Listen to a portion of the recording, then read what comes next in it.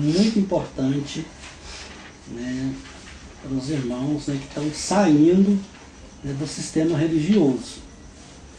Eu mesmo já fui parado na rua e questionado a respeito desse assunto, porque nós fomos acostumados, na igreja, né, de ser assim, pressionado, né, psicologicamente, colocam muito medo na gente. Então, quando a gente sai, então eles começam a fazer aquelas perguntas, né, que nos faz pressão. Por exemplo, me pararam na rua e já me perguntaram: e como que fica a ceia? Por exemplo, se alguém perguntar, né, como que fica a ceia? Agora, você não vai mais cear?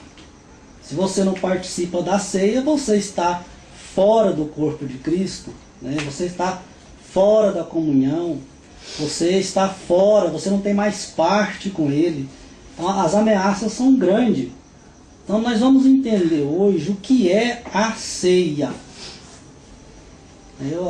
Os irmãos já viram várias vezes eu dizer em cima dos púlpitos que a ceia que nós, né, que é feita hoje aí, ela não é a mesma daquela época dos apóstolos. E nem tão pouco era a que o nosso Salvador fazia. Porque o que ele fazia era a celebração da Páscoa, né, que no original lá é o Pêssar. Era feito uma vez por ano. A ceia que os apóstolos faziam era toda semana. Então era feito uma vez por semana. E era uma festa. Não era uma celebração, não era um ritual como é feito nas igrejas. É totalmente diferente. Era um jantar, né? E era especificamente uma festa chamada Festa Ágape. Observe bem. Ágape significa amor, é uma palavra grega que significa amor. Então o objetivo dessa festa era trazer alimento para que todos, tanto ricos como pobres, pudessem comer juntos, né, participar de um mesmo jantar. Então esse era o objetivo. E tem um versículo na Bíblia, eu gostaria de ler, em Judas, a epístola de Judas, no versículo 12. Judas não tem capítulo, né? É só versículo, tem um capítulo só. Então é Judas, versículo 12.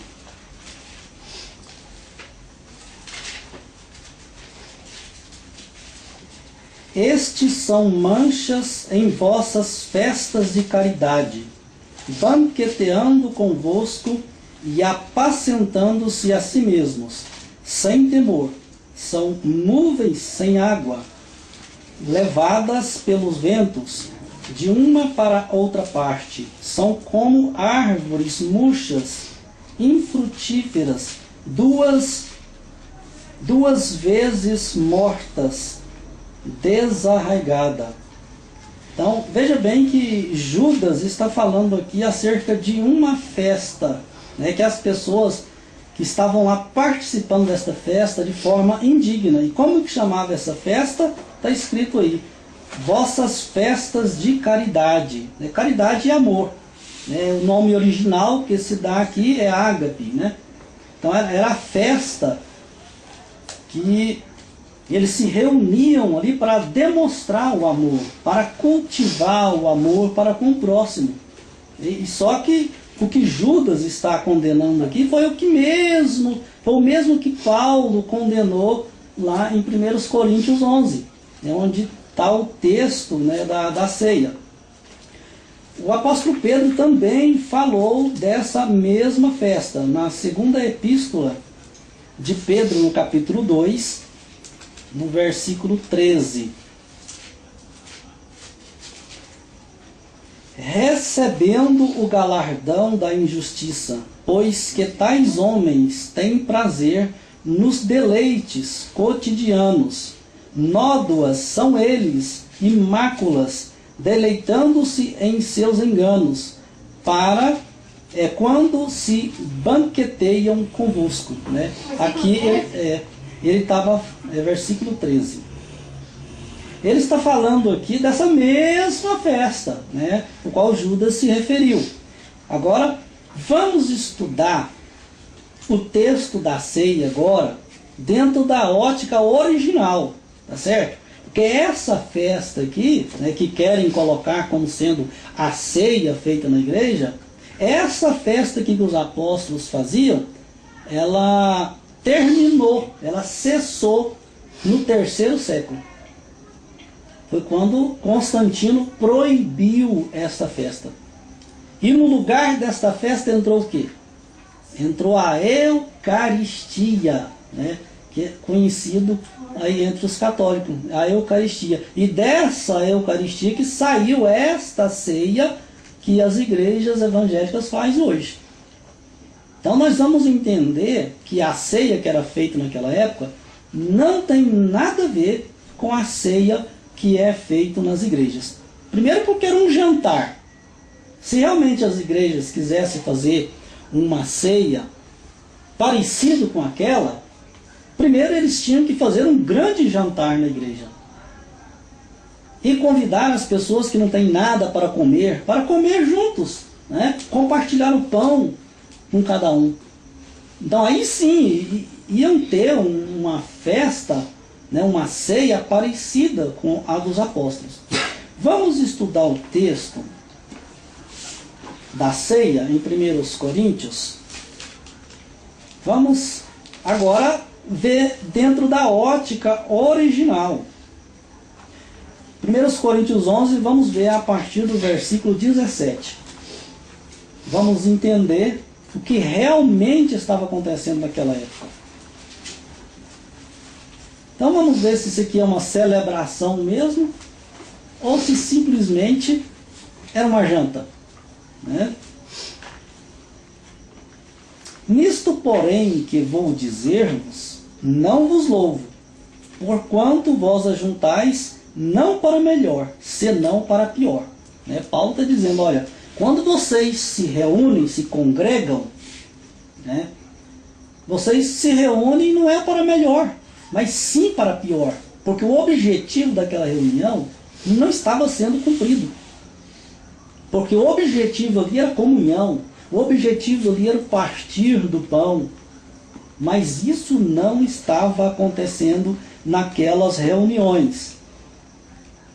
Porque antes de tudo, ouço que quando vos ajuntais na igreja, no caso aqui no original, não é igreja, eles colocaram igreja para dar mais ênfase, né, à instituição religiosa, mas a igreja aqui no caso é congregação, ou seja, ajuntamento, né? Quando vocês se reúnem na congregação, há entre vós dissensões, e em parte eu creio. Ou seja, existia muita fofoca naquela época, né? Que Paulo tinha recebido muita notícia também de coisas que ele não acreditava muito que estava acontecendo. Mas tinha coisas que ele acreditava, né? Certas contendas que estava havendo, né? Aqueles problemas todos, ele acreditava. Tinha coisas que não.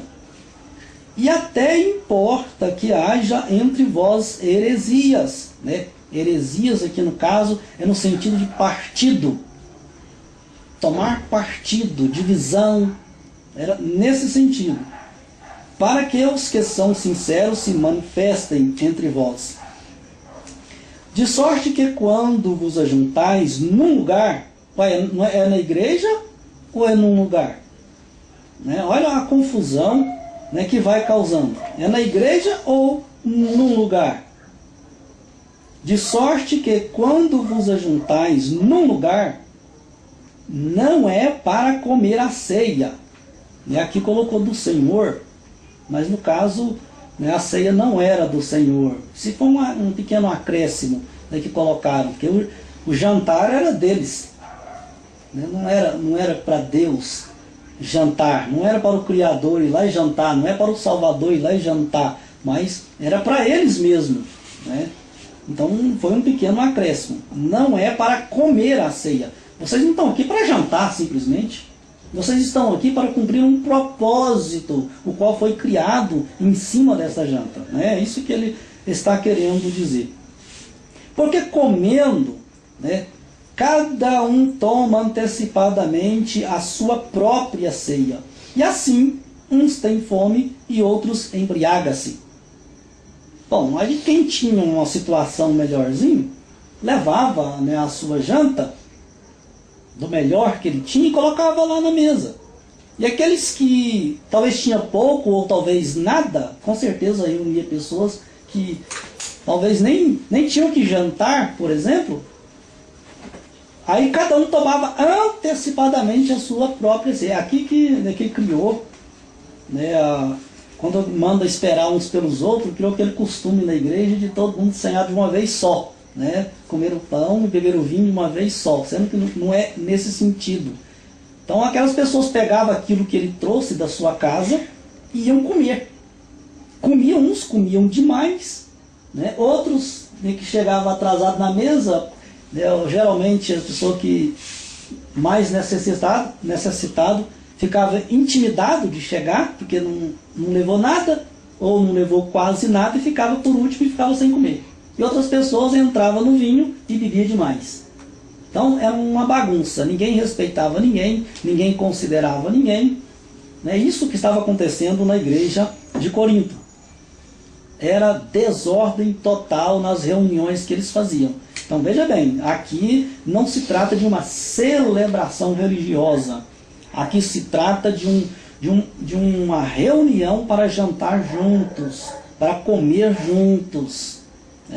Veja bem, aí que Paulo começa a repreender que esta ceia não estava resolvendo nada, não estava adiantando absolutamente nada. Não tendes porventura casa para comer ou para beber? Ou desprezais, né, a igreja de Deus e envergonhais os que nada têm? Está vendo? Vocês estão passando vergonha aqueles que não têm nada, não trouxe nada para comer. Vocês avançam na mesa, comem tudo o que trouxe.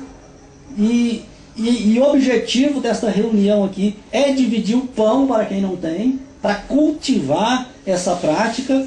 E vocês deixam aqueles que não trouxe nada, não tinham que trazer, com vergonha. Então era isso que estava acontecendo. Veja bem que não aponta nada para a celebração que é feita hoje. Era realmente uma janta, uma festa semanal que eles faziam.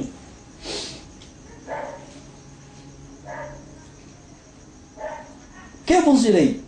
Louvar-vos-ei? Nisto eu não vos louvo.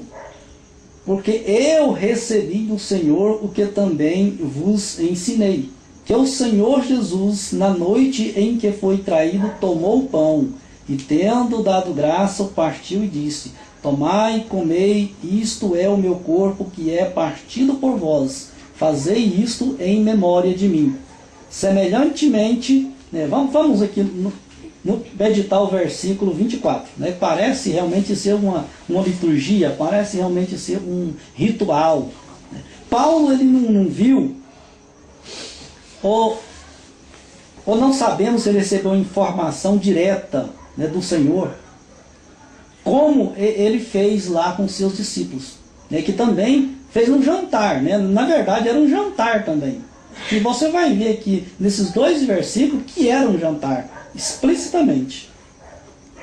Mas provavelmente aqui ele deve ter recebido todas as informações de Lucas, né, que era, né, o seu companheiro, né? Lucas, ele escreveu o Evangelho, escreveu o livro de Atos, e ele conhecia muito bem a história, como aconteceu. Então, provavelmente, Paulo aqui recebeu essa informação dele. Olha só, o versículo 24, então, diz que ele tomou o pão,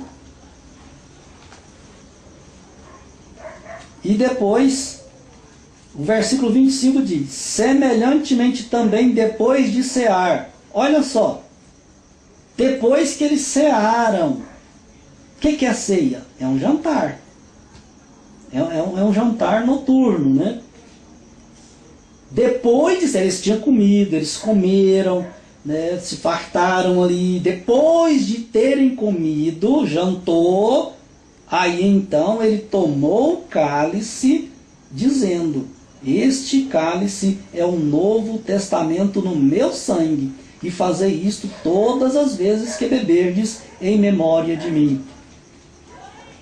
Mesmo aquilo que Jesus fez ali, né, celebrando a Páscoa, né, com seus discípulos, não se trata, né, de algo literal ali. Ele pegou o pão e quando ele disse que esse aqui é o meu corpo, aquilo não se tornou o corpo dele, continuava sendo pão.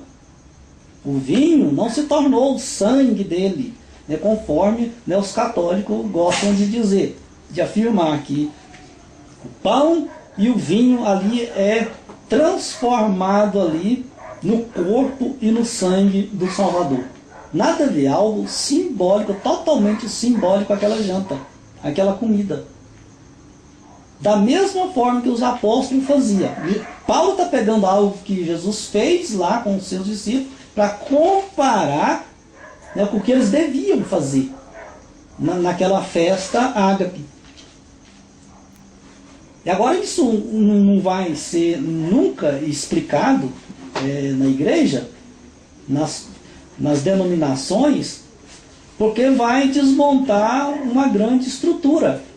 Muitas coisas vão continuar sendo camuflado, né? Muitas mentiras vão continuar sendo estimuladas nas denominações. E eles não querem que o povo fique sabendo disso. Por que não? Imagine, fica mais fácil você prender uma pessoa numa denominação metendo medo nele, colocando medo. E agora você não vai mais cear. Como você vai fazer? Você não pode ficar sem a ceia. Ora, se você partir o seu pão com o seu próximo, ou fazer uma comida e convidar quem nada tem para comer e jantar com você, ou que seja almoçar com você, você está cumprindo o propósito da ceia. Esse era o propósito. Estão entendendo? Que hoje se leva mais pelo lado ritualístico do que o lado prático. Pode perguntar. Então não tem nada a ver a ceia, porque primeiro a gente não tá comendo nada com pessoas que necessitam. Só com aqueles que são batizados. E eles ainda fazem mais errado, porque a ceia é só para quem já é batizado. E não tem nada a ver isso que não necessita, mas que necessita e que não são batizados. A ceia ali na denominação é também simbólica, só porque não cumpre, né, com o propósito, o simbolismo que é, né, o que eles fazem ali. Porque quantas pessoas passam necessidade e não é atendida? Quantas indiferenças há no meio da congregação e ninguém está nem aí um para os outros? Então o propósito não é o simbolismo.